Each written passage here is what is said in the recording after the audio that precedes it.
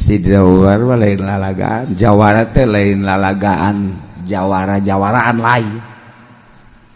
Sebab Sayyidina Umar maka pancek Kangjeng Nabi seserihan Kangjeng senyum. Naon tuan senyum? Setan sieun ka maneh. Ampun.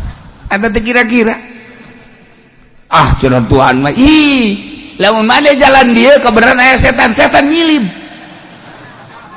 Sayyidina Umar ge senyum bae. Tuhan besok mah iya, usieun-sieun setan. Atuh kapan si eta mah ditutur-tutur. Udah ke mana ya? Dijaga di dia. Dijaga.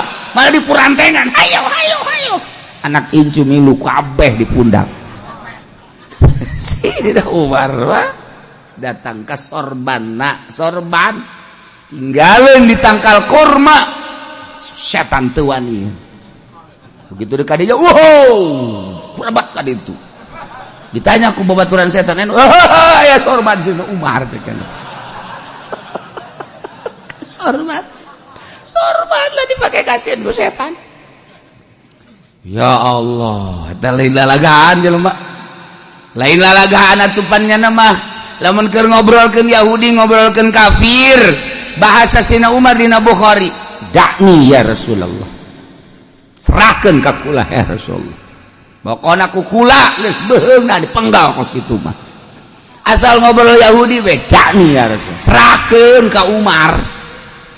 Unggal-unggal aya sabaraha dakni dina Bukhari. Asal kenyaritakeun musuh Allah, musuh Kangjeng Rasulullah, langsung dakni.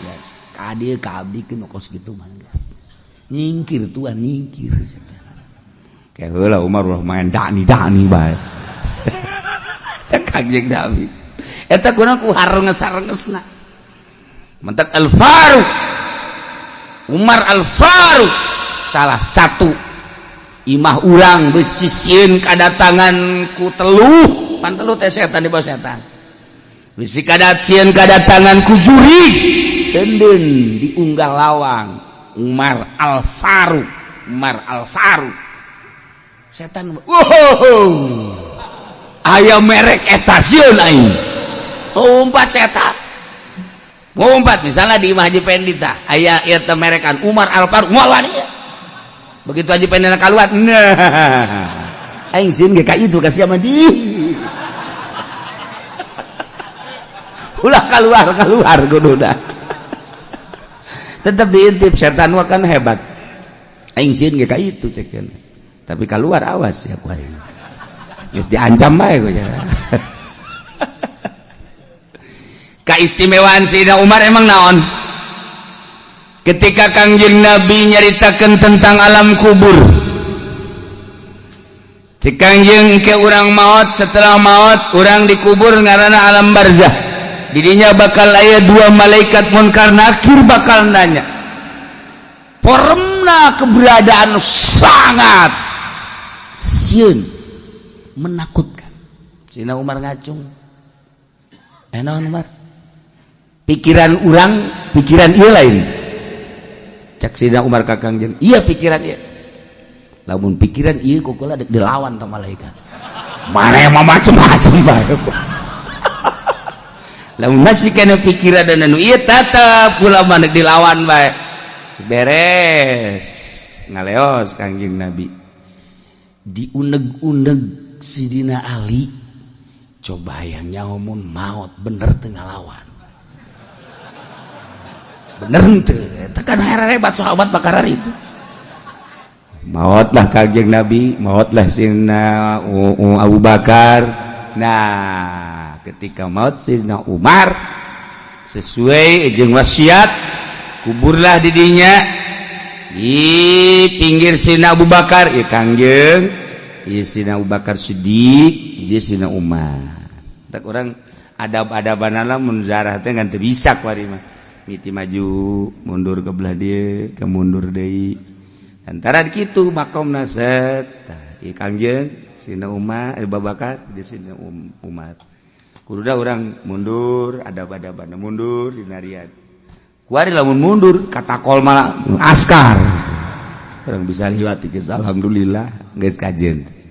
Nah Sayyidina Umar maot kuburkeun nu mingpin Sayyidina Ali beresina Ali nyarita setik bahwa ialah Umar Al-Faruq anu memisahkan hak jeung batil, nu terkenal dengan kejawaraanana. Saha anu teu sieun cek Sayyidina Ali ka Sayyidina Umar, musuh-musuh Allah termasuk setan disijatakeun ku Kangjeng Rasulullah sieun. Maka saat ieu nya geus aya di alam barzakh. Doakeun ku Sayyidina Ali, beres ngadoa bubar kabeh. Sayyidina Ali ge mundur. Begitu mundur menang 40 lengkah kadinya deui. Aya ngadenge keur jadi. Atuh urang mah sanajan ngadengekeun ge moal kadenge. Atuh Sayyidina Ali mah kan masyaallah bisa dibukakeun hijab kan. Suara Sayyidina Umar bisa kadenge. Langsung tiup di Sayyidina Ali kieu we. Bener kadenge. Begitu ditanya ku malaikat, "Man rabbuka?" Cik Sayyidina Umar teh, "Pangeran aing Allah." "Ai pangeran maneh?" Sayyidina Ali di luhur seserian. Cik Sayyidina Ali, "Bener ieu." Masya Allah kari. Cek malaikat teh ji atuh pangeran aing ge. Allah sarua sesama pangeran Allah. Kok make rupa nu ieu? Cicing we tah malaikat. Diteruskan, "Wa man nabiyuka?" Cek malaikat. Iya digigir tah nabi tah digigir. Aing ngarendeng ngingeana tah. Cek nu saurang deui, "Emang ieu saha?" "Ieu Umar." "Atuh kunaon ditanya?" Atuh aing jauh Umar mah moal ditanya cek yana. Jawara tah mah atuh. Beuteung ngalaleos, "Kae kada ulah ngaleos." Robah banget ulah make banget anu nyingseunaan mukminin. Kafir, Yahudi, Nasrani silakan make banget nu mana bae ge. Tapi mukminin ulah make banget euy. Awas ya mun make banget tu ieu deui, awas wae. Malaikat lapor ka Gusti Allah. "Gusti, kuara ieu mah jelema." Cak Gusti turunkeun banget sia rupana. Beres, Sayyidina Ali seserian. Kapagi kan baca seserian, "Ali, kunaon maneh? Mata daku. Kunaon make seserian?" Aduh. Nyata cek teh. Anu baheula waktu dihareupeun Kangjeng Rasul cek ada dilawan ku kula, ternyata kabeneran, bener. Ditanya sakumaha tadi tah? Tah kajawaraan Sayyidina Umar lain keur hirup bae, geus maot masih keneh nyana nulungan mukminin. Sejak etalah turun seetik wajah Munkar Nakir, tepati sieun jasa, tepati serem jasa, rada lah rada. Bahkan dititahkan ku Sayyidina Umar bagi jelema-jelema nu ditanya wali Allah, kekasih Allah, ulama-ulama sholihin, awas kudu make senyum seetik. Sayyidina Umar bahara jasa.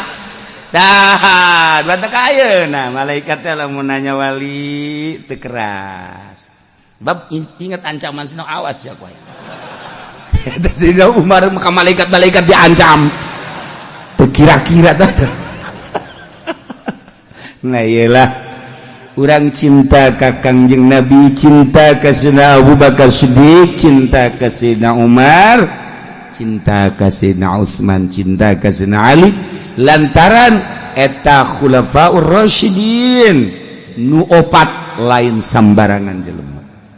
Dua anu jawara, hiji Sayyidina Umar, dua Sayyidina Ali. Piawai Sayyidina Utsman ahli zuhud. Kemudian kitu Sayyidina Abu Bakar Siddiq hartawan anu mengorbankan hartana. Di samping piawai mun maca Quran ceurik hartana neuk sabaraha bae ge jang syiar agama Allah. Sebabnya na pedagang dikersakeun ku Gusti Allah naon bae nu geus aya di leungeunnya na laku bae. Urang mah pan ngemblok pedagang ya. Ngitung deui, ngitung deui. Deres teu buruk mah nu buruk mah pan hese. Dagang nu buruk lamun geus 2-3 poe teu laku atuh geus pan muter di dieu. Muter. Sayyidina Abu Bakar Siddiq asal geus aya di leungeunnyana dikersakeun ku Gusti Allah laku bae jeung untung bae, maka selama hidup Sayyidina Abu Bakar Siddiq berjuang perang di samping eta ketegasan anu luar biasa hartana dipake ngabangun agama Allah. Ribuan onta ketika perang, ribuan onta pakai meuli abid di merdekakeun dan lain-lain sebagainya.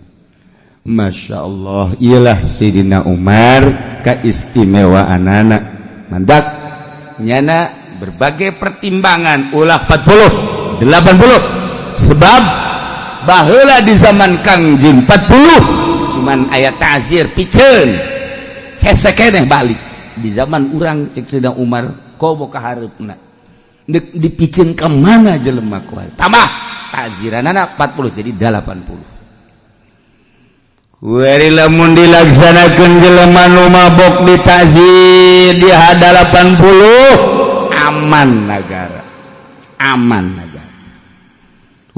ayeuna urang ngadenge mabok geus puguh minuman tambah ku obat-obat baheula mah sakadar aya magadon nyuriahib sakadar sakitu doang tapi kuari mah sabu-sabu ekstasi dan lain sebagainya bisa ditiru deh dijieun ngahaja urang Indonesia mah boro-boro niru obat kos kitu atuh igomah di Mekah bae ge ditiru ku urang Madura igomah ditiru eta kan aya tanda tanganan dan lain sebagainya bisaan orang Indonesia paspor bae kuat ka ditiru ijarago nipu orang Indonesia mah bararisaan mau obat-obatan mah ya Allah asal keluar bae nu asli tungguan sababaraha poe bakal keluar nu ilegal nu palsu nah asal timbul obat nu asli timbul nu palsu selalu kitu bae di Indonesia mendak kuari geus hararese mana nu asli mana nu palsu aya kiai nu asli aya nu palsu sarua bae geus timimiti obat minuman datang ka kiai nu asli jeung nu palsu teh aya di dunia urang keliru di dunia mah di akhirat mah moal di akhirat ku malaikat ditinggal sok memilu ka ditu kiai pan kula kiai lain ieu mah juri cek malaikat berbulu kucing ieu mah ya Allah ya Rabbi ialah cerita Sayyidina Umar maka dicatatlah dina fikih had jelema nu merdeka syaribul khamri adalah 80 cilidan abid 40 cilidan. Nah, eta teh Sayyidina Umar teh di mana eta menangna? Pertimbangan cek Sayyidina Umar salat zuhur 4 rakaat. Ketika dijadikeun Jumat jadi 2, nu 2 deui adalah khutbah. Khutbah teh adalah bagian daripada salat nu 2 rakaat. Mentek tuh benang sambarangan khutbah eta mah ulah ngaco-ngaco sebab salat keneh. Hiji kudu boga wudu, 2 teu meunang ka kitu buka aurat, merga 3 teu meunang ka pasil. Teu meunang ka pasil lantaran salat keneh. Mata ulah acak-acakan banyak khutbah sagala nyaritakeun kabeh. Khutbah nyaritakeun Agustus. Khutbah jarang nyari teu beres eta mah khutbah salat nu 2 rakaat teh jadi khutbah mentak geus teu bagusna teu kudu ditarjamah eta mah salat pengertianana salat geus lamun ditarjamah meunang cek fikih narjamahkeun nu dibaca lain ader-aderan. Ieu kuarikan ader-aderan tungtung nama orang jadi hebat henteu ngadengikeun khutbah sugan tambah takwa aja henteu. Nah karena itu tah geus bandingan bahasa Arab daripada besi ngarusak. Meundang diterjemahkeun narjamahkeun babacaan nu dibaca. Ai nu dibaca nangan sabaris ai ngacona boh. Mun henteu ditek-trek ku masyarakat trek terus bae terus.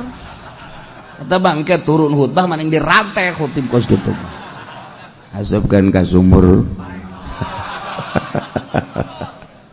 Nah eta jadi pengertian ada lain khutbah ceramah gaganti sholat 2 rakaat mutatadina zuhur 4 jadi 2 deui jadi khutbah geus khutbahna teu meunang ngaco aya aturanna geus khutbahna ge kudu aya hamdalah kudu aya sholawat kudu aya Quran kudu aya wasiat kudu aya doa Allahumma ighfir lil mu'minina wal mu'minat doa eta teu sah salat kabeh dak perhatikeun aya aturanna ieu mah lain sa khutbah-khutbahna teu diuk teu sah sebab diangkat sarakaat geus dipisah 2 khutbah teh sarua jeung 2 rakaat diuk heula diuk karak nangtung deui mun neretet bae jana diukan heuy ai sia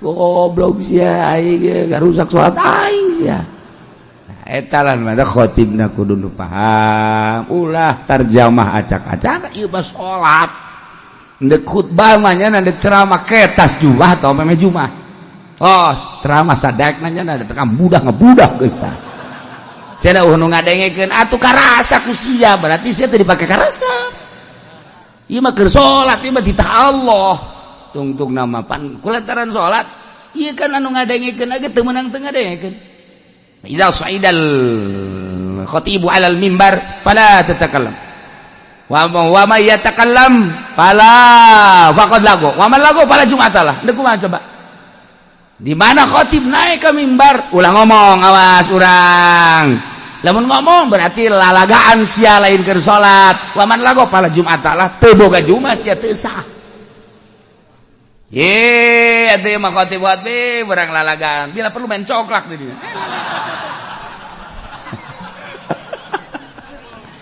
ye atuh khatib da kudu dula-dula pan ieu kos ge oh berarti robah khutbahna atuh geus babarodo masyarakatna atuh khatibna kudu pinter oh ngarusak aing khatib khutbah aing ulah dipaksakeun berarti barodo geus atuh bere penerangan atuh ku khatib bere penerangan ulah datang ka ngarusak salat teh ieu salat Jumat teh rusak atuh kabeh di karubah diacak-acakan tah ieu keur sakalian nyaritakeun Sidna Umar ieu bulan ieu nu mantap 40 gaganti ta'zir nah ieu ge khutbah gaganti salat 2 rakaat jadi khutbah hendak teu bisa teu meunang teu buka wudu hati-hati jeung teu meunang lalagaan urang bae urang nu ngadengekeunna teu meunang nundutan nya salat nundutan ieu mah geus adzan Allahu akbar Allahu akbar Allahu akbar Allahu asyhadu an la ilaha illallah geus bare nangtungnya masih khusyuk jasa atuh nu digigireun ngantep deui hareup imam geus mulai Allahu akbar bismillahirrahmanirrahim nya kakara kudang nya deuk nangtung isin deuk diuk bae pan nya ada salat kumaya aingnya cekira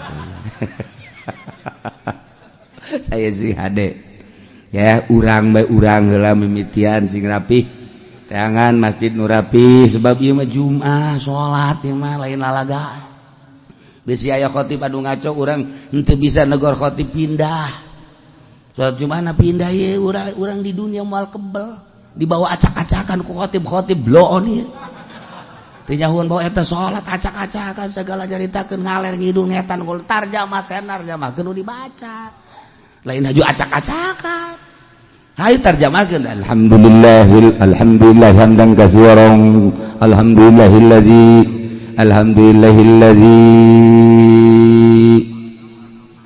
alhamdulillah sia ngaco aing mah kagok aing ku sora sia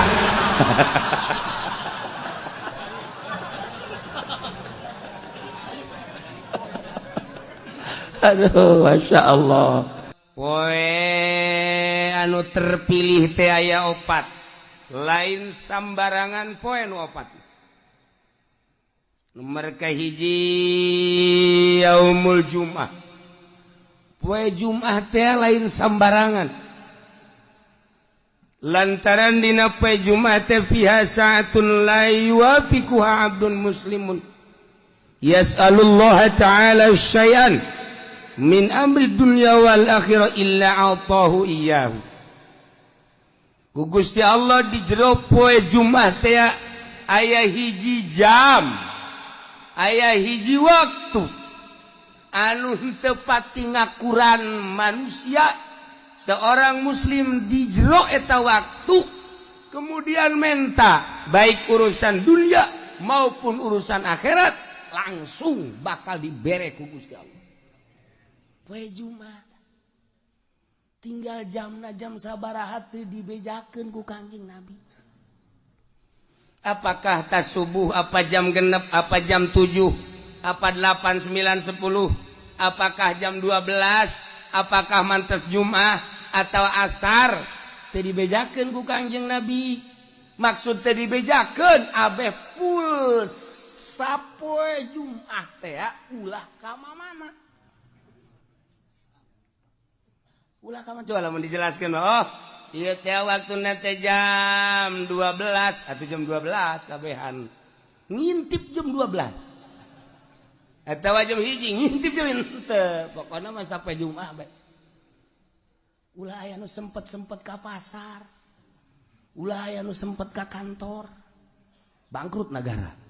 Ulah aya nu sempet bae ka mana ka sawah pa Jumat mah. Geus bae aja kelantas bae-bae. 10 tasbihna 9 jual hiji atuh siapa jualan keneh bae. Nah ieu poe Jumat lain lalagaan sebutna ge sayyidul ayyam rajana poe Jumat. Mentak diprediksi mungkin bae waktu ijabahna teh sabada azan Jumat. Sabada azan. Tah, sabada azan di dinya waktu ijabah. Cik sakaol sabada salat sunah. Begitu azan langsung salat tas setelah salat sunah. Cik sakaol mah memeh imam naik ka mimbar di dinya gegeraan mentak. Begitu imam keur naik, ya Allah minta dunia Gusti, mobil.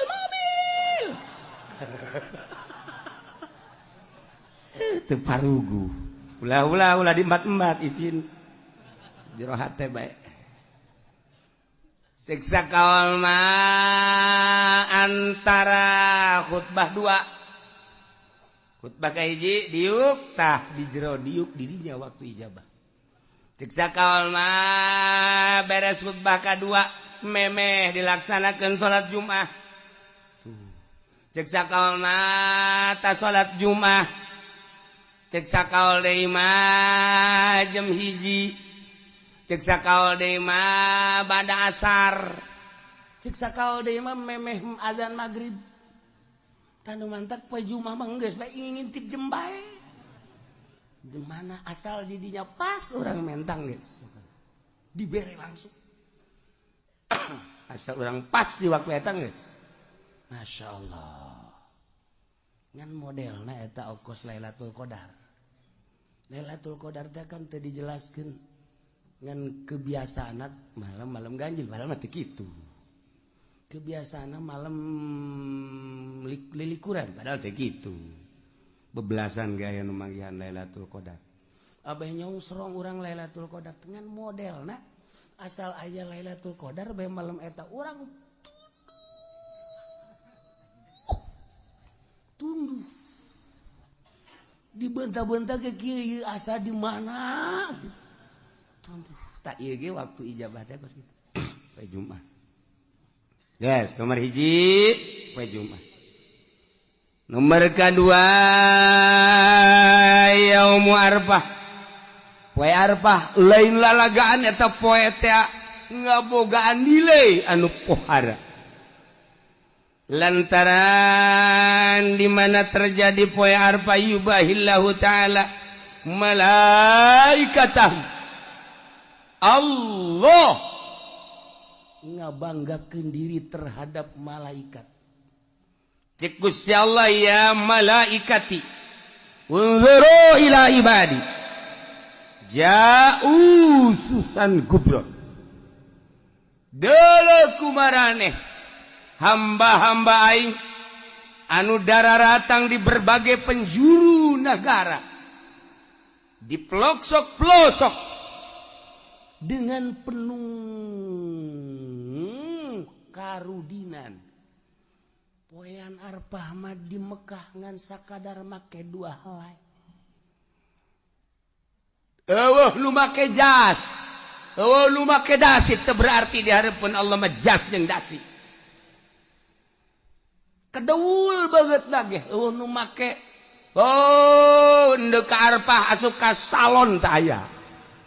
Eueuh, tah dek apel ka salon mah. Ka Allah mah ruwag-ruwig tur kedeul. Boro-boro ngurusan awak, bugu baju ge teu dipake ngan saukur 2 helai. Cek Gusti Allah, hei malaikat pandang ku anjeun. Qad anfaqul amwal, nyana daratang ka arpah, aya nu ngajual sawah, aya anu ngajual mobil, aya anu ngajual buruan imah, aya anu ngajual kebo, berikut jeung anak kotokna. Tuh deuleuh menghormati ka aing kabeh ge hayang. Lain bae nu ngoran nini bengking tuh deuleuh Gusti. Aki-aki deuleuh. Dararata. Hayang nyaosnya malaikat tuh. Nini itu mah tuh embe dijual, kotok dijual. Buruan imah dijual jeung anak-anak kotokna. Nah, menghargai ka aing, hayang kapanggih jeung aing. Ternyata horenganan di negara nama pamarentah eta teh horeng ngaleglegan duit nyana mah ngajual anak kotok, tapi negara mah geus sakean juta asal tanda tangan haji meunang. Pikir ku sia, coba malaikat aneh tante, lamun nyana ngajual anak kotok hayang kapanggih jeung aing, kumaon peta bupati hayang menang jatah, ku goblok-goblokna bupati, ku goblok-goblokna presiden. Tuh anak kotok dijual hayang kapanggih jeung aing nyana meuli Lexus tolong teh coba. Tapi eta mah dikitu, di Amerika lain di urang. Di Amerika teh mana? Di Amerika begitu.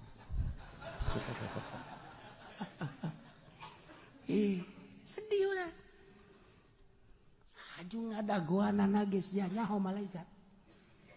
Aya anu 5 tahun. Beyana cenah di Indonesia mah 27 tahun. Kabur malodar sih. Hayang kapanggih jeung aing tuh. Taha. Saksian ku aranjeun kabeh geurage. Hajuat Abul Abdan, isyhadu inni ghafartu lahu. Tidak terkecuali nu aya di Arfah, ku aing dihampura kabeh dosana. Untung jasa jelema nu di Arfah. Untung jasa jelema nu di Arfah. 2 tah poe Arfah. Hiji poe Jumat, 2 poe Arfah. Geus urang ge atuh poe Arfah geus ulah make ihram bae. Sanajan di dieu ge. Kunaon mengaji pene make ihram, nah aing nurutan di Arfah bae sakieu teh geus. Ya kieu bae geus. Aju daharna ge di lapangan. Nurutan di Arfah bae di ditu. Ulah nyisiran bahan. Kayak anakna mawa ka grogol misalnya.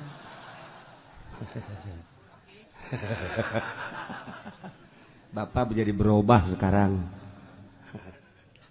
Iya. Nomor katilu yaumun nahri. Poean lebaran haji. Qarrabal abdu kurbanahu. Tiap jelema anu ngalaksanakeun kurban. Allah mah teu hayang dagingna. Allah mah teu neuleuh getihna. Tapi Allah mah neuleuh teh takwana. La yanalallah luhumuha wala dimauha walakin yanaluhu taqwa. Los daging nama jang sia dahar ku sararia, tapi aing mah nilai nu ku aing katarima takwana eta jelema. Fa awwalu qatratin qatarat minal qurban takunu kafaratan likulli dzambin amilahul abdu. Setiap tetesan getih nu nyek celekatan nu dipencit ku hiji jelema maksudna korban eta teh ngajadikeun pangampura dosa. Setiap tetes trak mangkaning sabaraha gelaseuh getihna. Ieu getih sacek-celek bae suara ya. Iyalah poe lebaran. Mulia jasa. Teu bisa urang kuari mah mencit korban kuari teu bisa. Di luar bulan haji urang mencit korban teu bisa. Eta mah ngan sakadar poe eta we poe lebaran jeung tasrek 3 poe. Lamun jelema boga duit kemudian henteu mencit korban rugi jasa. Rugi jasa. Lantaran keur ditongton ku malaikat. Kararieu be malaikat coba tuh si haji itu. Boga sebenarnya namanya duit. Pan bangunan nyokotan daging bae. Ulah neulekeun tunjuk aing atuh. Biasa bae. Aduh. Sabarudak teh ditongton ku malaikat. Malaikat tongton kieu. Ya Allah. Mana coba situ. Ci, pan situ mah duit loba ge teh coba situ. Cet, tuh. Malaikat, itu tuh. Di itu masjid.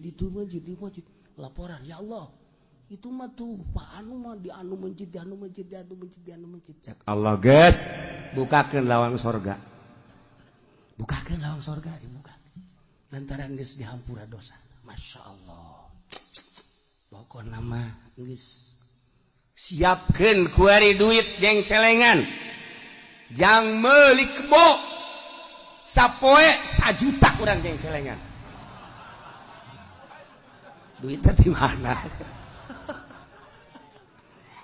Geus amun sapoe 1 juta teu bisa, sapoe 500.000. Jeung celengan berarti lamun kuari datang ka lebaran 14 poe. Nah, jadi berarti lamun 500.000 seperti itu. Berak kabeli kitu embe Garut bude teh. Cenah kieu duit teh boga tuh sakitu mah. Geus bae tuh sapoe 100.000. 100.000 berarti kuari datang ka lebaran sabaraha? 1 juta. Nah, kabeli embe cisoka. Embe kacang nu leutik.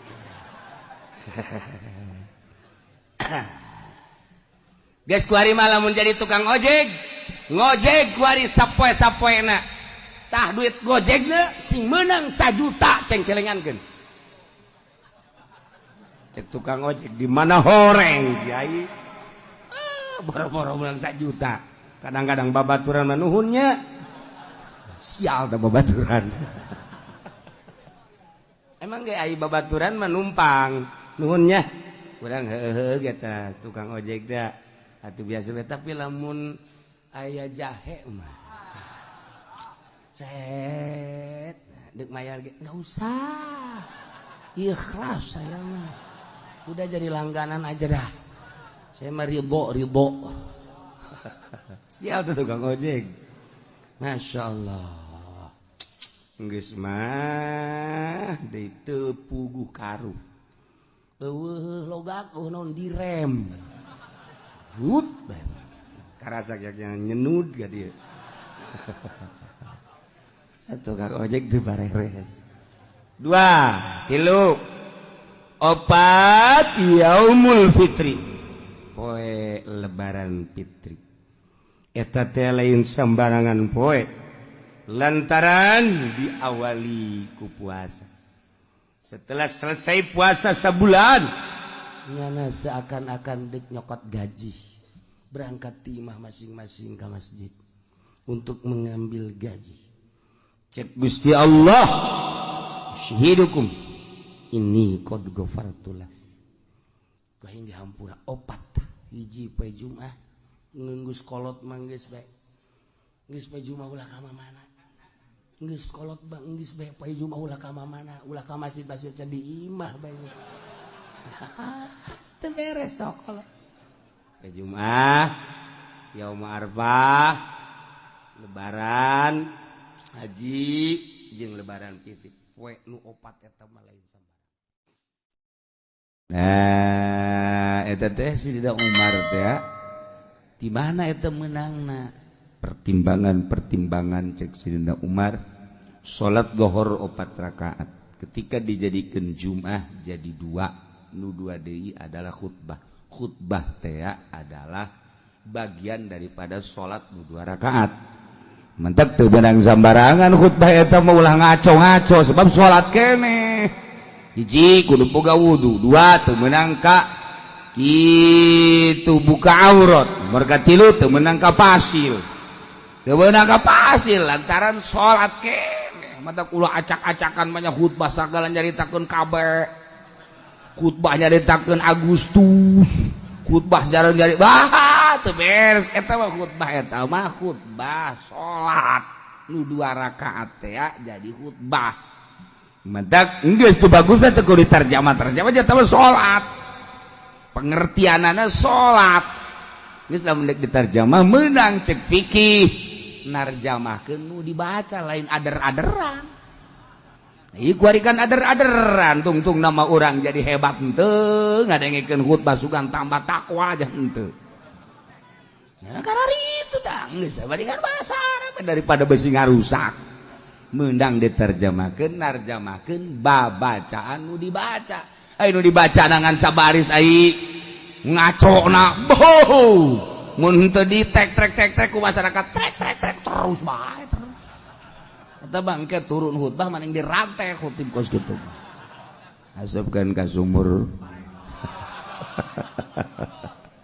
nah eta jadi pengertian ada lain khutbah ceramah gaganti salat 2 rakaat mutatadina zuhur 4 jadi 2 deui jadi khutbah geus khutbahna teu meunang ngaco aya aturanna geus khutbahna ge kudu aya hamdalah kudu aya sholawat kudu aya Quran kudu aya wasiat kudu aya doa Allahumma ighfir lil mu'minina wal mu'minat doa eta teu sah salat kabeh.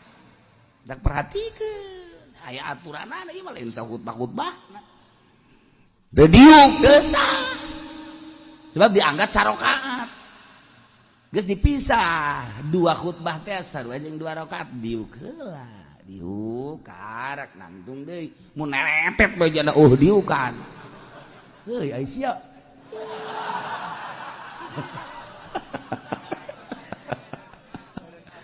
Goblok sia aing ge garusak salat aing sia. Nah eta lan mah khatibna kudu nu paham, ulah tarjamah acak-acak ieu mah salat. Deuk khutbah mah nya deuk ceramah ketas Jumat atau meme Jumat. Tos ceramah sadakna nya da tekan budak ngebudak geus tah. Cenah nu ngadengekeun atuh karasa ku sia berarti sia teu dipake karasa. Ieu mah keur salat ieu mah ditah Allah. Tungtung nama pan kulantaran salat ieu kan anu ngadengikeun age teu meunang teu ngadengikeun idza sa'idal khatibu 'alal mimbar fala tatakallam wa may yatakallam fala faqad lagu wa man lagu fala jum'atalah deuk kumaha coba di mana khatib naik ke mimbar ulah ngomong awas urang lamun ngomong berarti lalagaan sia lain keur salat wa man lagu fala jum'atalah teu boga jumat sia teu sah. Ye, atuh mah khotib buat barang lalagan. Bila perlu main coklak di dieu. Ye, atuh khotib da kudu duladeuleuh pan ieu kos ge oh berarti robah khutbahna atuh. Geus babarodo masyarakatna, atuh khotibna kudu pinter. Oh, ngarusak aing khotib khutbah aing. Ulah dipaksakeun. Berarti barodo, geus atuh bere penerangan atuh ku khotib.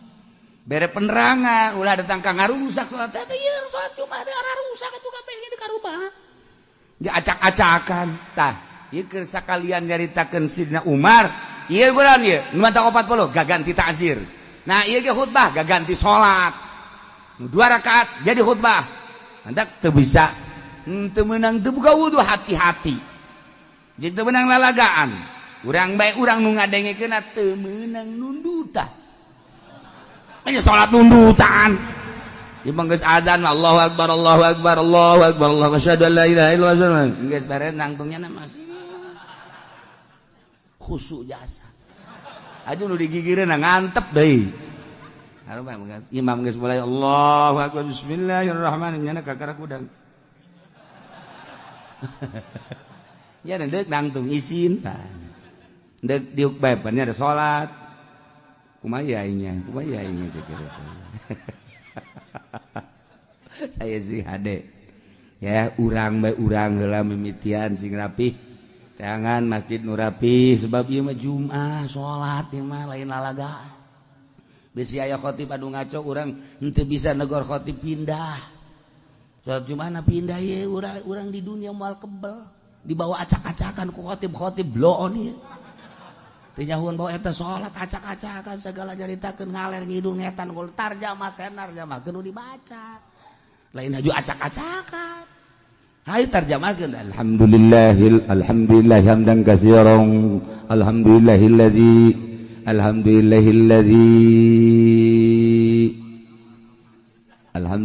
sia ngaco aing mah kagok aing ku suara sia.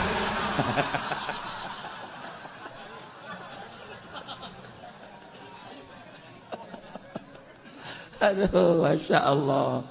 Nah tarjamahkeun terus ayat dah terjemahkan, wasiat dah terjemahkan, ayat diterjemahkan mah, pernah naon terjemahkan usikum, iya ya taqwallah, kula wasiat ka kaula jeung kamareh kabeh takwa ka Allah, sing hararade, pernah naon tah, beres Jumat, imamna main catur, pan tadi usikum, ayuhan nas. Tegap ayuhan. Hei manusia, ditatak lah. Turun khutbah main catur. Geus bandingan bakeun golok. Ai sia takwi usikum naon sia? Hah? Hayu jeung aing main caturna sia golok. Tah, eta khotib anu bener. Ulah main tujak tunjuk khotib asal khotib bae.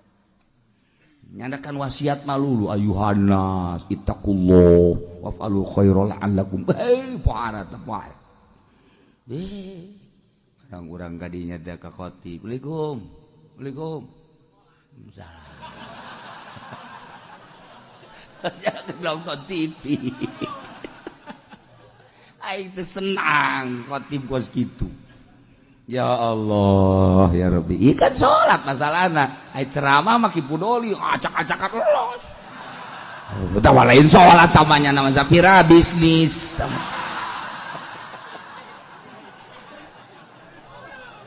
Aduh. Ieu kuwi bageus tepati.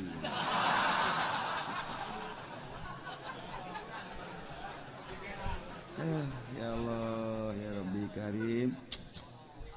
Karena perubahan-perubahannya nama daerah perubahan sih atau bencana. Kadangnya aku orang kutub berapa nih. Coba ge, jadi bayar ngomong ke. Aku tuh berapa di kos gitu.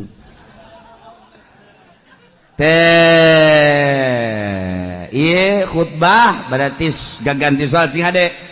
Geus hati-hati dengekeun kurang. Perhatikan lengan orang temenang uca aco kadia itu nunjuk doangnya nunjuk jadi masalah masa ke salat nunjuk wa man lagha fala jum'atalah lalagaan berarti tunjuk ngomong ngobrol fala jum'atalah teu sah Jumatna sia eta cak Kangjeng Nabi sok dibaca kurang iza saidal khatibu alal minbar fala tatakallam wa may yatakallam faqad lagha wa man lagha fala jum'atalah kurang beungeut siang teu bujua. Ya Allah ya Rabbi eta hadis eta kan dibaca tu urang mah ji sugan teh naon cenah hartina makana tanyakeun atuh ji sugan teh eta mah hadis naon bae idza sa'idal khatib 'alal mimbar di mana naik seseorang khatib kana membiun mimbar fala tatakallam ente ulah ngajablog. Wa may yatakallam sahaja lamun ngomong faqad lagha berarti heureuy lalagaan. Wa man lagha fala jum'atalah cak Kangjeng Nabi jelema lalagaan berarti teu sah Jumat. Tah abeh tenget urang besi salat di lembur urang terjemahanana ngaco urang negor teu bisa pindah.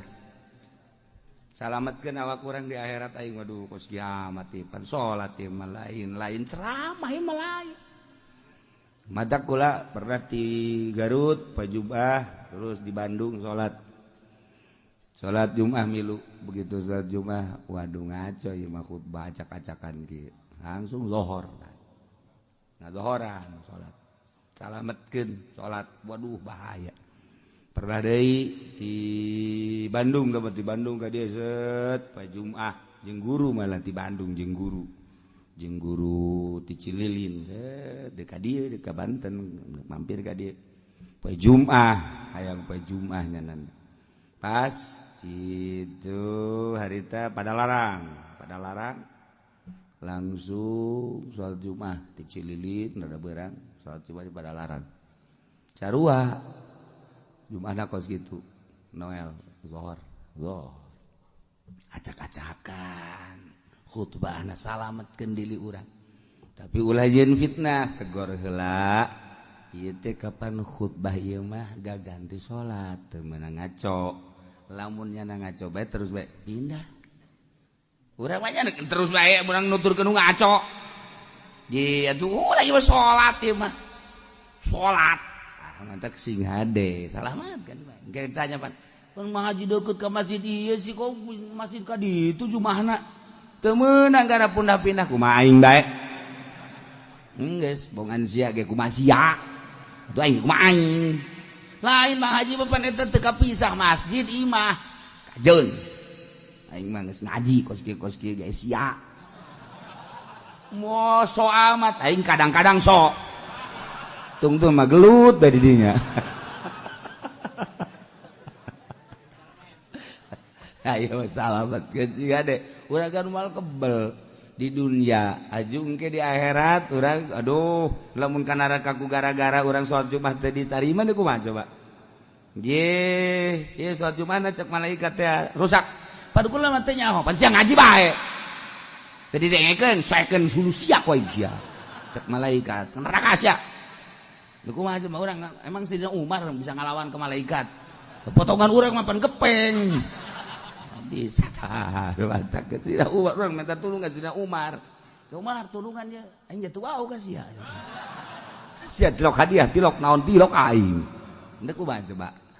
Ketika hiji manusia hiji umat di negara kemudian ku Gusti Allah teh diturunkeun seorang nabi titah dakwah ngajakan nauhidkeun ka Gusti Allah umatna dirinya teu percaya ka nabi tersebut inkar ku Gusti Allah selalu diberi siksa dengan cara siksaan teh ku kasangetan fakir penderitaan gering dibere ku Gusti Allah teh paila datang ka hese timbul penyakit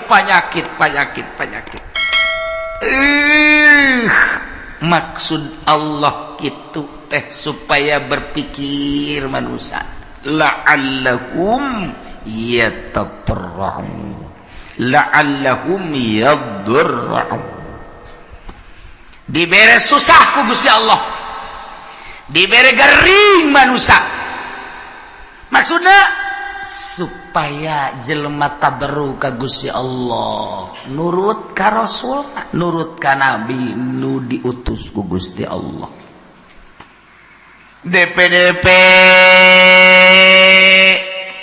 supaya tunduk supaya ngarendahkeun diri anu dimaksud kadituna supaya percaya iman ka Allah iman ka para nabi-nabi Allah subhanahu wa ta'ala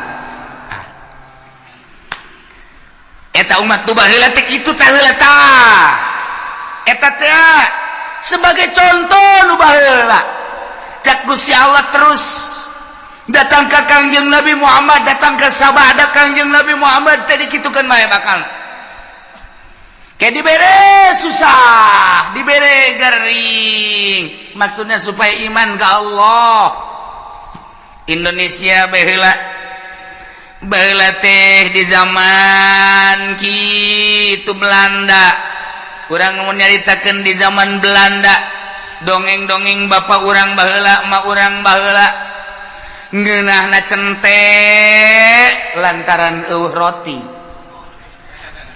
boborosan kunyana dicabut geus mah boros pare geus mah boros kalapa boros panan pandan dan lain sebagainya di dalahar kunyana kunaon eta lantaran eueuh bala-bala didahar kan kunyana susah kabladieuna terus kaleuweung di teangan kunyana buat tangkal ieu yang ngeunah ieu aya suweg dicabut dibawa ka imah terus dipasian terus dikulub golotrok di dahar di kalapaan cak langeun aya tetanggana nu nurutan fajar suweg kunyana hareng badur mabok nyana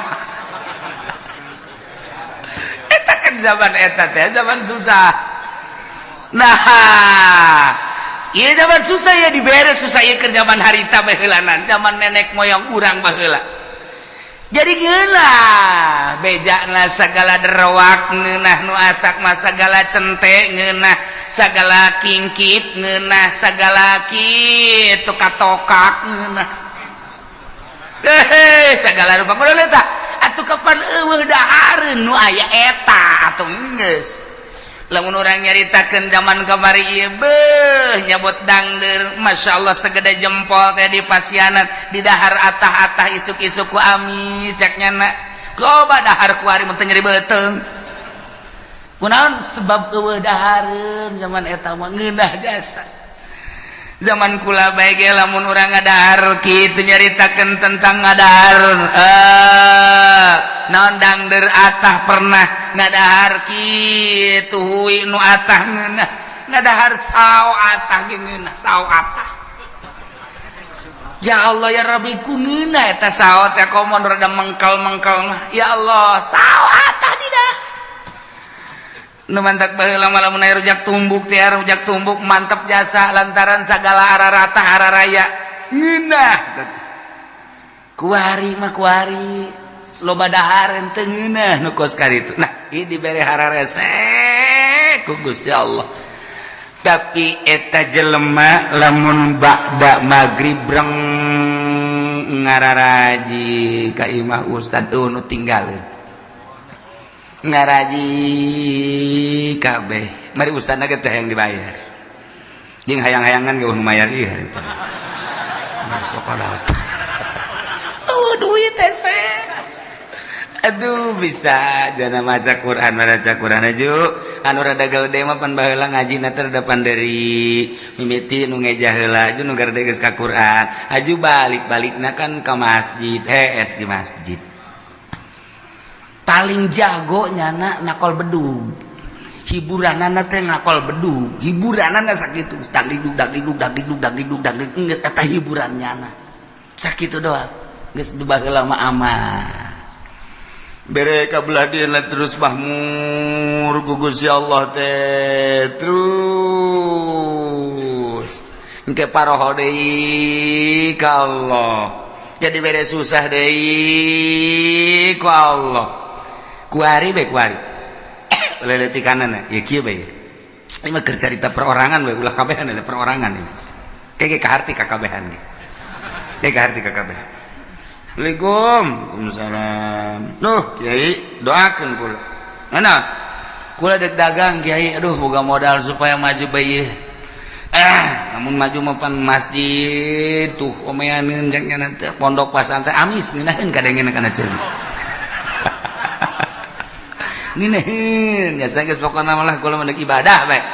Geus, doakeun, padahal tadi doakeun ge wae sugih-sugih ieu keur carita perjalanan. Yo cek ya itu sing bener itu si dagang kayak seminggu datang deh kedua minggu datang deh wow gede hiji Waalaikumsalam roh bari geus dia bantingkeun kopiah ge blek sia kunaon ngabantingkeun puyang cenah kieu doakeun ieu kunaon hayang bisa ngazakat cek dah mantap jasa eta ngomong hayang bisa ngazakat berarti hayang sugih kan hayang bisa ngazakat cenah kulit teh bisa ngazakat lain hayang ngasugih teh ingkur hayang bisa ngazakat hayang nyaho ibadah zakat sia ngomong pinteran teh tah berarti hayang sugih ya aduh agen lagi cenah kudu maju geus sebulan sekali datang, sebulan sekali terus dibere maju ku Gusti Allah. Nuka hiji maju, nuka dua maju, blek rada lambat kayak makanya 3 bulan sekali. Ligo begal, kiai hampura tuh bisa kadieu bulan-bulan kemarin mah. Gua ada sibuk, gua masalah sih. Ieu mah doa geus kiai set. Balik deui nya ka Jakarta atau ka anu. Gede 1 tahun teh datang. Assalamualaikum. Aduh, kiai gua kan bisa lebaran doang cenah ieu ka dieu. Kurang emang sibuk cenah masyaallah. Geus doana bae kiai mah pokona mah jauh di mata dekat di hati masalah. Segala dalil segala tuh. Dalil-dalilnya nah tuh gak salah. Beli mobil plang nggak teka kiai asal teka kiai baik berarti sholat ke wallahu a'lam. Sholat ke wallahu a'lam aya zuhur ke asar henteu, aya asar zuhur henteu, kabelah ditu lah zuhur henteu asar doang zuhur mending geus sekaligus ulah. Henteu keur ngalamun mah sholat ngana ge. Ke henteu deui sugi. Diberi amruk menang 5 tahun sugihnya atau 10 tahun berat ya dunia tuh ngaranna datang deh kiai mangga Waalaikum Waalaikumsalam lu kiai benaon jadi duh orang kos kieu nya kiai aya kamar wajang kula deuk mondok bae macem-macem sagede mondok nek naon geus teu kuat cenah hirup ieu orang kos kieu lah dunia sakumaha kiai sagede dongeng-dongeng munaon emang amruk kiai dagang berapa tahun? 10 tahun gula teka dia sekali teka dia gula amruk aing pakai kokoset bae tuh Gus ya. Teu meunang tak kiai ngomong kos kitu teu meunang ieu keur carita doang. Segala kokoset segala naon. Tah, ieu keur carita bae. Jelema susah datang ka kiai, berarti kan carita kiai berarti nyana ngadeukeutan Allah. Senang ka kiai kajian mah keur carita ka kiai padahal mah hakikatna mah ngajauhan ka Allah kan jauh keur susah mah jelema deukeut ka Allah keur senang mah jauh ka Allah nu matak hebat jasa jelema lamun keur loba sagala deukeut ka Allah hebat jasa carang jelema deukeut ka Allah teh mun geus kajepit jasa tinggal buntut tapi utak bae eta bisa. Kula keur carita di Bandung mun ente ka Bandung aya didinya ngaran kitu toko Almasum nyaritakeun deui aya naon ngaranna pom bensin Almasum mushola Almasum masum Bandung loba kori aya pondok pesantren Almasum aya yayasan Almasum loba bank boga Almasum Bandung eta teh kumaha dongengna baheula ngaranna Haji Maksum eta teh keur susah jasa datanglah kami toha ke Garut KS tadi mami toha doana kiai geus di mami toha tadi dinya geus didoakeun beres mami toha berenang tuh ngadoakeun maju amruk deui tas maju teh teu ka imam toha teu ka imam toha amruk ka imam toha deui masuk ngedeng deui di imah TS deui biasa doakeun maju na teu kira-kira pohar aja sah miliuder Bandung geus lah geus datang ka pae teh ka panggih geus teh masalah ieu keur carita masalah nyana ge teu bermasalah ieu mah keur carita kos kitulah dunia dunia mah ka Allah tah ka Allah tah datang ka pae teh ka panggih teh jeung mitoha tah lantaran nyana teh urusan dunia Masya Allah karim aya deui moal dicaritakeun tah di Bandung aya anu boga kitu Majalaya nu boga pabrik samping keur susah datang ka guru kula datang terus ada senang susah deui datang deui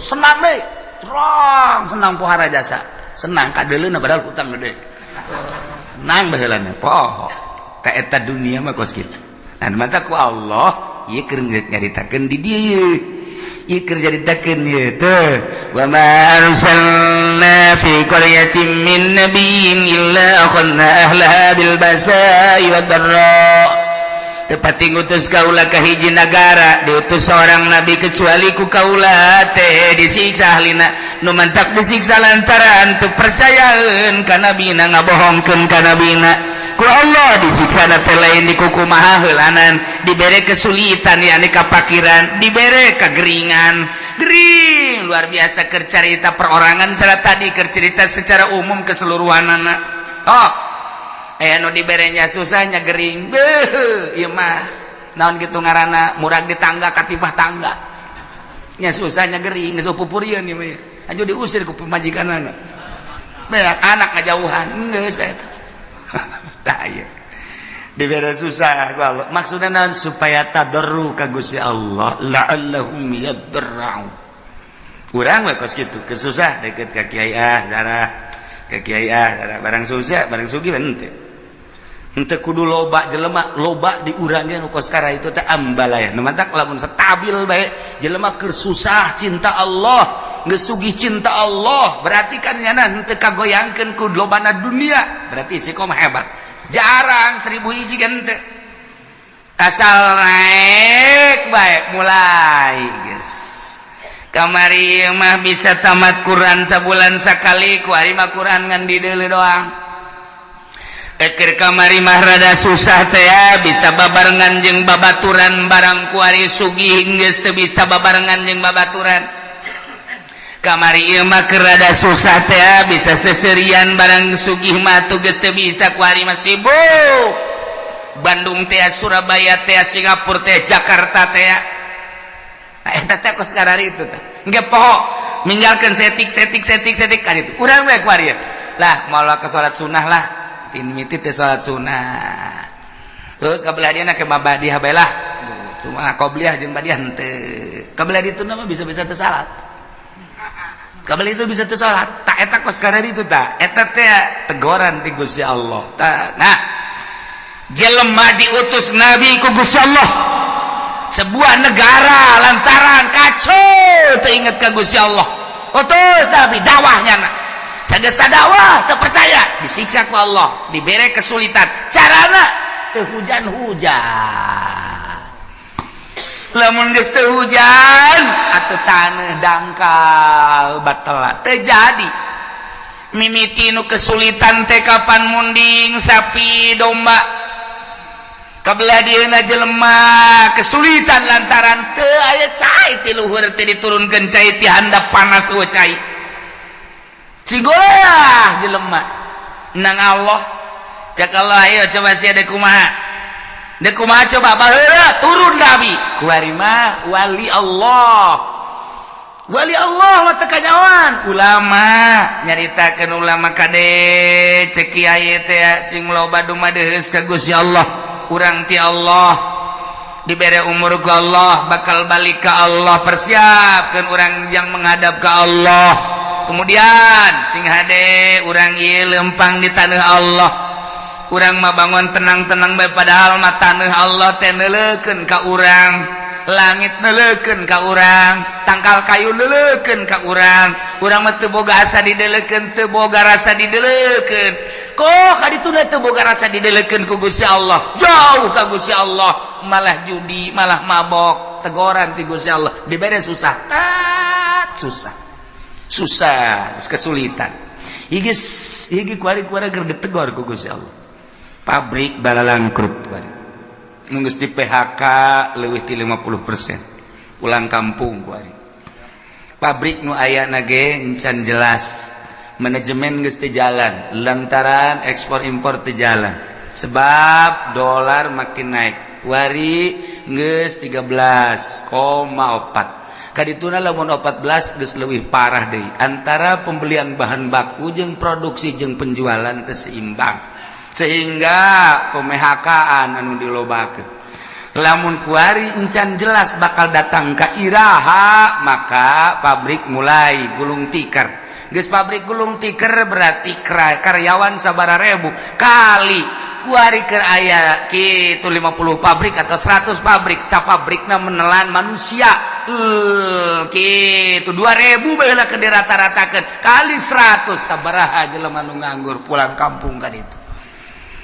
terbengkalai nu boga kontrakan nu tadina ngandalkeun kontrakan di daharna teh tajang sagala rupa na kontrakanna ditinggalkeun maya listrik bapan terus bae nu geus eueuh nek kumaha tinggalnya apa tambang mana gantung diri baik gitu ya mulai itu terbengkalai ye bang di urang kumaha pasarkan ku hari kurang geus teu jalan artina teh jalan teh kumaha jalan mah ala kadar jalan tapi kan lain cara biasa aset anu biasana satu hari menang 1 juta ku hari mah teu menang 500 acat ya keur carita nu leutik carita nu gede ieu encan jelas datang ka irahana encan jelas nah ieu keur dicoba ku Gusti Allah nu tenang-tenang santri lah santri suka mikiran pabrik henteu santri mikiran tani atuh henteu santri pemikiran perekonomian henteu nya teh nyaho ka ekonomi ka politik teh nyaho santri mah sebabnya nama jadi wali ka abah menang nyaho wali santri ya tuh tenang wae nya ngitung bae we cenah geus payah balik-balik Assalamualaikum seuseuh ya padahal mah kolot-kolong duh anak aing geus datang deui bae bah dua poe balik deui ka pondok kudu aya duit 1 juta boh aduh kalau ada aing ngakak di anak aing ye aya duit berangkat eueuh duit kula moal aya sesuatu lobong ada kira ka pondok deui pondok meuli jisam kieu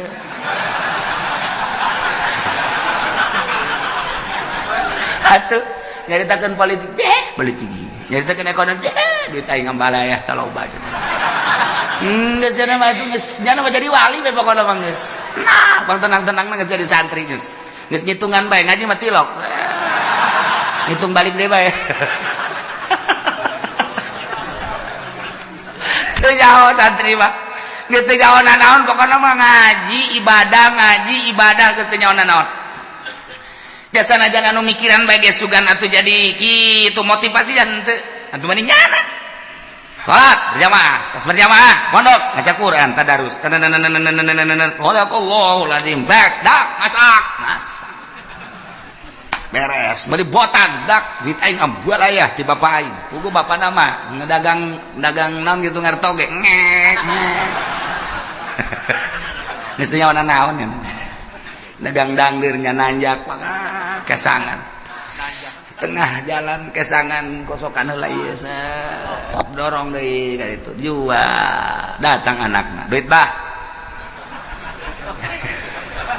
meuli gudang garam kadeleunna mah rokok padahal kesang bapak eta cucu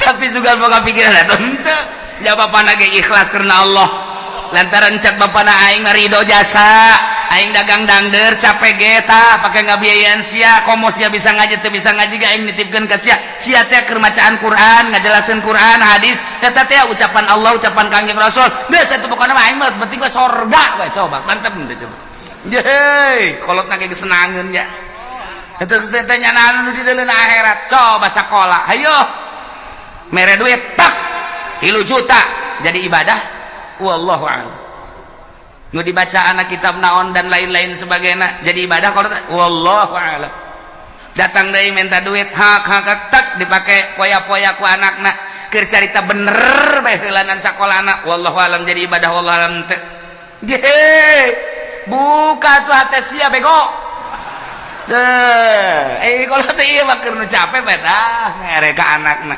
keur carita bisa ngajina geus pohara keur teu bisa ngajina dicatet ku malaikat masyaallah anakna cicing di pondok keur berjuang ngalaksanakeun muacaan kitab Allah dawan Rasulullah dawan ulama dibiayaan ku bapakna anu ngantar wasilah ngabiayaan anakna memeh anakna ka sorga kudu bapana heula amin sa anak sia teu sakola teu mondok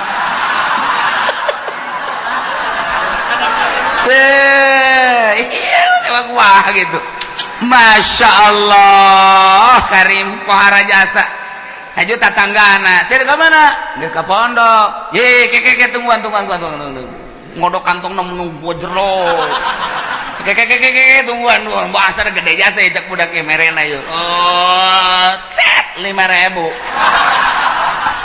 ceknya nanti aing nggak daguan ngodok kantong mangel ya 5.000 doang dari sakit mereka nih Masya Allah mantak kula inget baik kula mau bejakeun jelemana waktu kula keur mondok aya seorang pengusaha sok mere ka kula tah dek kapanggih aya deui urang di nu sok mere tek datang ka kuari inget baik kuari geus marah naon kuari sok dihadiahan bae ku kula beuh aing baheula teh meuli kitab dibiayaan ku eta seorang pengusaha tah kuari sok dihadiahan bae lah garati anu ternyata ge pasti aya akhirnya teh leungit tah hate teh tah nyana ngabiayaan teh sok mere mun balik sok mere mun balik sok mere aya deui dulur mun da balik menta tah mah itu dibagi-bagi ku Allah ge nu mere aya nu menta aya. Nah ieu mah keur carita mun muka mata hati urang blak atuh emang na hirup deuk di dunia doang. Beuke geus di akhirat blak. Masya Allah begitu seorang santri ustad atau kiai ditimbang amalna bagus sorga. Hei cak pengusaha. Malaikat ulah kali ka sorga kan. Emang kunaon kitu? Ulah ka. Emang naon hubunganan aya hubungan gede jeung kula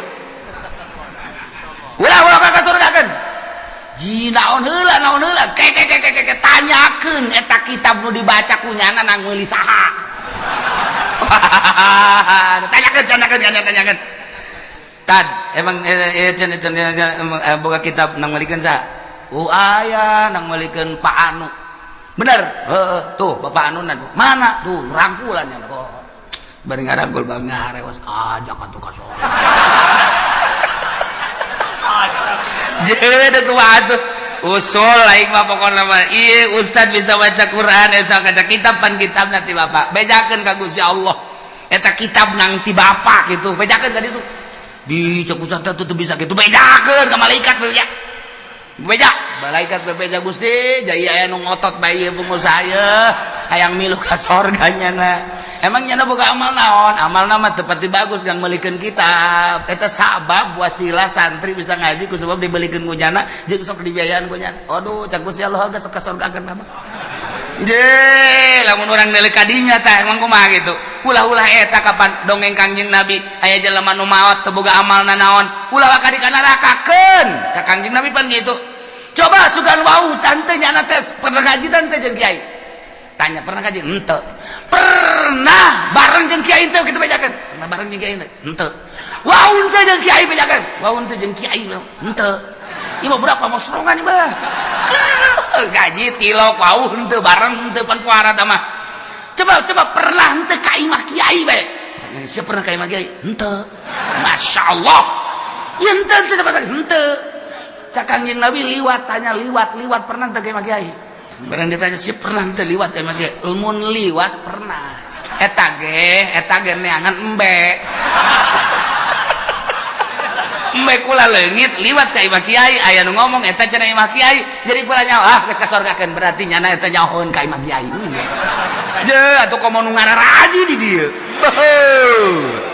tah eta nu ngabiayaan sarana agama mah kos kitu lain dalagan eta dongeng Kangjeng Nabi ditanya heula coba pernah ngaji henteu henteu pernah wau henteu henteu pernah bareng teh jeung kiai henteu pernah ka imah kiai henteu silaturahmi henteu wow pohara jasa ieu mah sama sakali cenah mah ieu liwat ka imah kiai eta doang eta ge neangan embe salam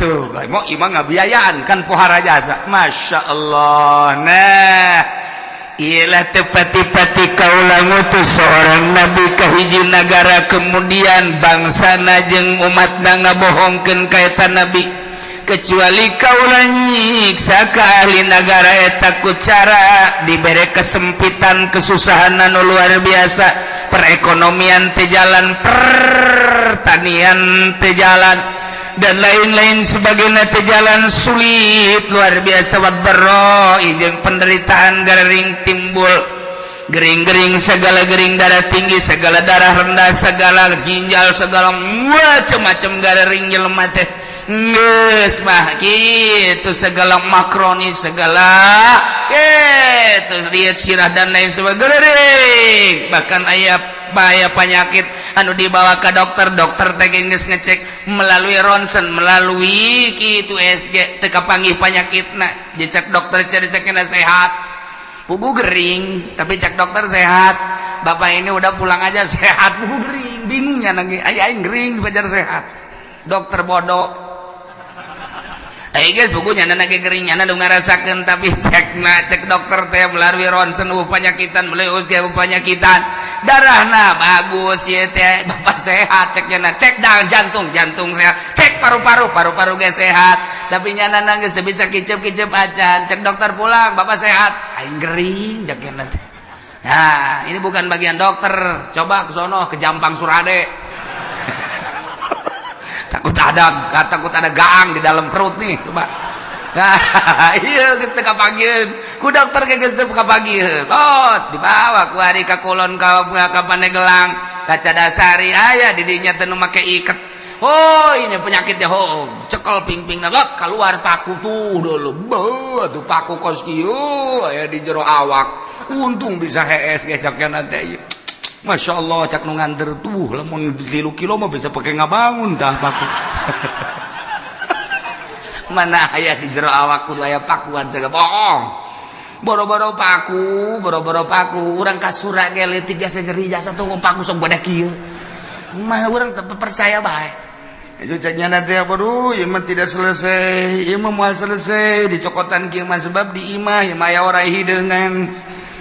Kudu mayar ieu mah segala apel jin, segala apel jurig, segala naon. Wah, tambah cai tambah daun.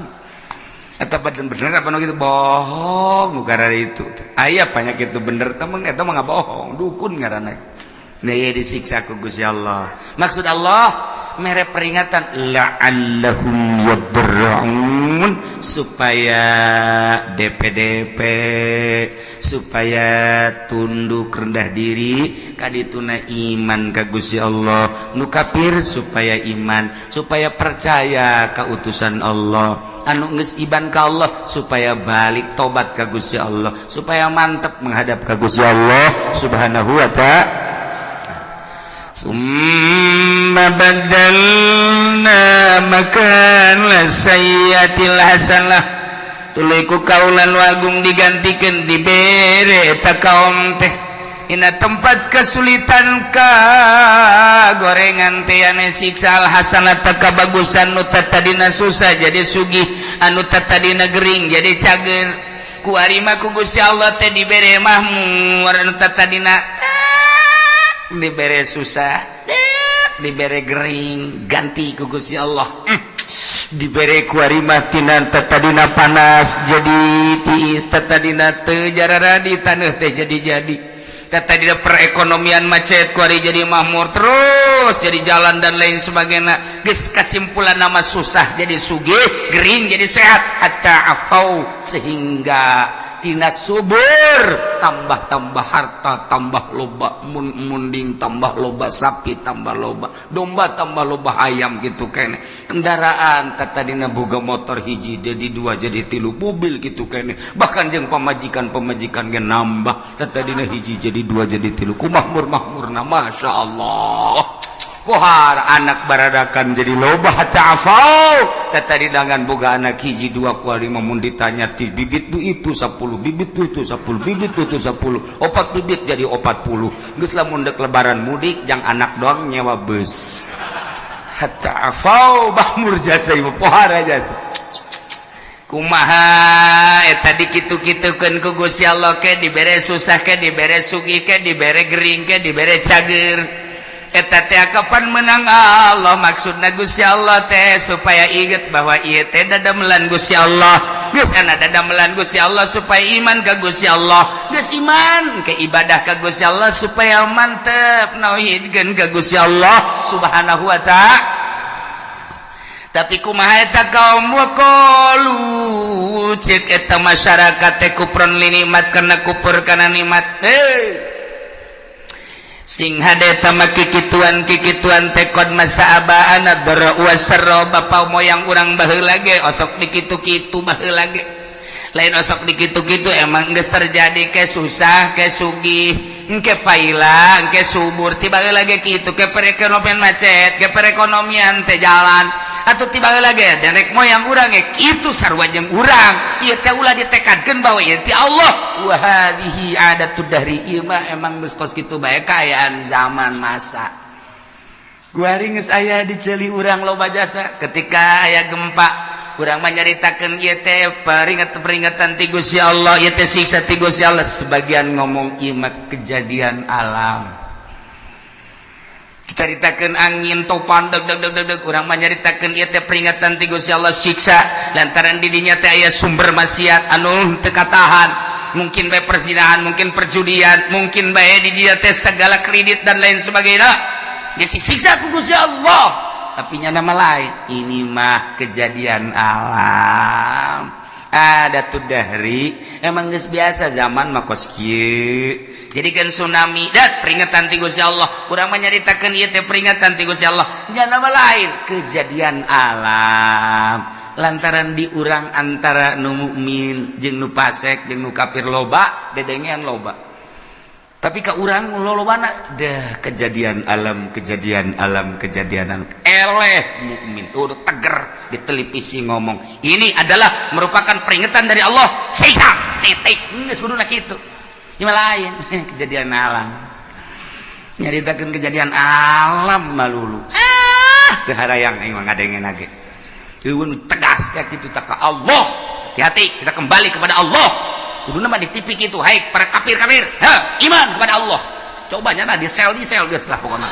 nekat guru ieu mah kejadian alam deui da iya jelema nu kalalupur nikmat teh ngomongna teh qad masa'abana bara wasar urusan kos kieu mah tuh bapa moyang urang emang kakeunaan baheula aya susah ya sugih aya panas aya tiis aya masyarakat aya menan gitu ngaranna aya keur paila aya keur subur atuh baheula ge karari itu ke Gusti Allah dibere angin teh Gusti Allah engke ge aya angin ke gempa emang ieu mah wahadi ada tu dahri walaysat biuqubatin minallah lain siksa Allah ieu mah kejadian alam tiba heula nangis kitu nurun ka urang ayeuna nu mantak caknya nangis pakunu ada mah antum ada geus sing araya maneh mah maneh bae geus ulah nyaritakeun Allah geus mah lain siksa Allah lain kejadian alam maka lamun ku Gusti Allah geus diperingati melalui paila melalui panas tapi teu daek iman ka Gusti Allah teu daek sadar merendahkan diri ka Gusti Allah ketunggu cek Gusti Allah ujung-ujungna fa akhadnahum baghtatan wa hum la yashurun teh ku Gusti Allah disakalikeun siksana baghtatan teh sekaligus kaget sekonyong-konyong wa hum la yashurun bari manehna teu nyaho kana waktu datang na memena sugan aya kitu warning sen-sen teu aya langsung bae emang kamari ieu waktu aya tsunami Aceh teh emang aya peringatan teu aya jeger kabeh ka bawah waktu kamari ieu di Padang emang aya peringatan awal geus ku Gusti Allah diperingati awal tapi kaberani itu udah tetap teu iman gak gempa sabaraha ribu manusia anu henteu disalat teu Sukabumi gempa Garut gempa Yogyakarta gempa nu kuari mata anu celian nu pengkor anu leungeunnan dan lain sebagainya masih kadeuleu keneh kurang Yogyakarta teh tapi tetep teu iman ka Gusti Allah awas cak Allah namun ku aing kuari peringati melalui panas ku aing diperingati teu aya hujan sawah-sawah batela dan lain sebagainya hawa anu sakieu geus henteu benyatu jeung urang panas luar biasa eta teh sing inget sia-sia teh nang aing ieu cuaca nang aing panas nang aing balik atuh ka aing cak Gusti Allah lamun sia balik ka Allah aman ku aing sia tapi lamun sia teu balik ka aing ieu kejadian alam deleukeun ku aing sia lamun ku aing teu didatakeun bagtatan awas tuh mentak ngeri urang sing lobakeun istighfar keluarga ka Gusti Allah Subhanahu wa ta'ala di lembur-lembur ayo istighfar astagfirullahalazim wa atubu ilaihi minimal 70 astagfirullahalazim wa atubu ilaihi atau anu panjang astagfirullahalazim allazi la ilaha illa huwal hayyul qayyum wa atubu ilaihi atau sayyidul istighfar Allahumma anta rabbi la ilaha illa anta khalaqtani wa ana 'abduka wa ana 'ala ahdika wa wa'dika masata'tu a'udzu bika min syarri ma sana'tu wa a'udzu bika bi ni'matika wa a'udzu bika bi dzambi faghfirli fa innahu la yaghfiru dzunuba illa anta ta eta baca cenah panjang ting teh mah Kiai nu pendek dah astagfirullahaladzim li wali walidayya la sabil la jibati alayya jamu simu Muhammad eta ge panjang kene cenah Kiai nu pendek lah astagfirullahaladzim wa tubu eta ge panjang kene sia moal ngamaca ieu sia mah panjang keneh bae lobakeun baca istighfar balik ka Gusti Allah Subhanahu wa ta'ala lantaran hujan-hujan anu aya di sekitar urang encan hujan murni sing ade encan hujan murni ieu mah hujan buatan teh pemerintah supaya ulah ngebul teuing mantap urang tetep sulobakeun istighfar ka Gusti Allah Subhanahu wa ta'ala ieu kurang keur dicoba ekonomi keur rada carut marut bagi anu bergelut di perekonomian kuari emang kerada carut marut pertanian ribuan hektar nang Allah aya nu geus kekurangan cai urang kula seserian di urang aya hujan lain hujan asli sebab hujan asli mah diawali ku guludug jeung kilat ieu mah guludug kilat mendung hujan sing inget hujan asli awal kilat jeung guludug ketika geludug juga kilat lain asli hujana ieu mah sakadar peringatan jeung urang hati-hati ulah obrot teuing tetep urang make caina lobakeun istighfar ka Gusti Allah Subhanahu wa ta'ala ajakan di lembur ku urang babalik ka Allah komo datang ka kafir-kafir arasub Islam minimal urang nu agamana Islam tobat ka Gusti Allah Subhanahu wa ta'ala walau anna ahlal qura wallahu a'lam.